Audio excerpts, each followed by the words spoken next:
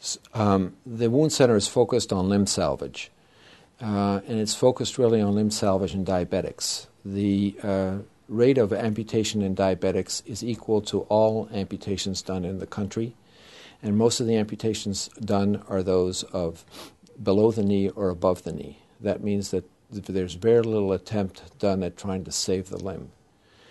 If one looks at diabetics, the determining factor of whether they lose a leg or not is what physician they see.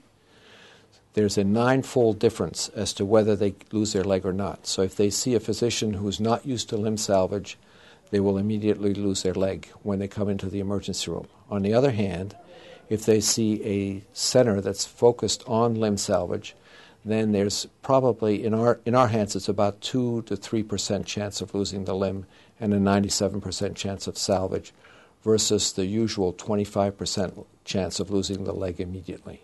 And the reason we can save these limbs is multiple. Number one is you need a number of people with various disciplines to help you. You need someone who, you need a very good vascular team who can bring new blood flow to the foot. You need an orthopedic team that can stabilize the skeleton. You need a podiatric surgeons that can stabilize the foot as well from a bony perspective. You need infectious disease to address all the drug-resistant bacteria that infect these wounds. You need an endocrinologist to make sure that the sugar is under good control, because complications in procedures are directly correlate with the level of glucose. With high glucoses, your complications abound. You also need a medical hospitalist or a medical doctor who manages patients in the hospital, because they all have severe comorbidities such as heart disease, pulmonary disease, and if those aren't managed well, the patients don't do well. And then the most important thing is that once you get them healed, you want to make sure they stay healed. So you have to make sure they have proper shoe wear. You have to make sure they're followed by a podiatrist postoperatively, so that they don't lose their legs or they don't have a recurrence. And the frightening thing about recurrence is that when a patient's had an ulcer on the foot, their chances of recurring is within 2 years is anywhere between 40 and 80%. So their leg remains at risk the minute they get that first ulcer. First, if they go to the wrong place, they lose a leg right off the bat. And secondly, if we manage to get the wound healed, then their chances of of developing another ulcer and potentially losing a leg is still 40 to 80% at 2 years. Now, why bother saving the leg?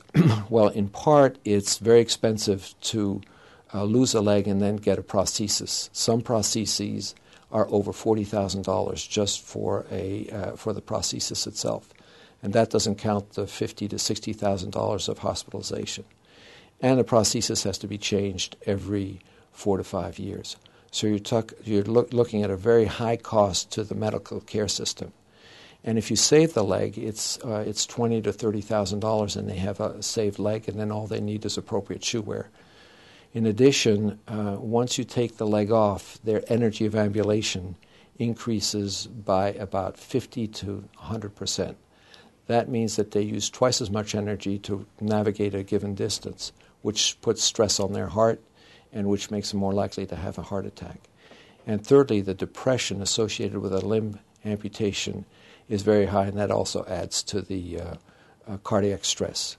And that's why when a patient loses a leg, a diabetic patient loses a leg, their chances of being dead at 5 years is 50 to 60%.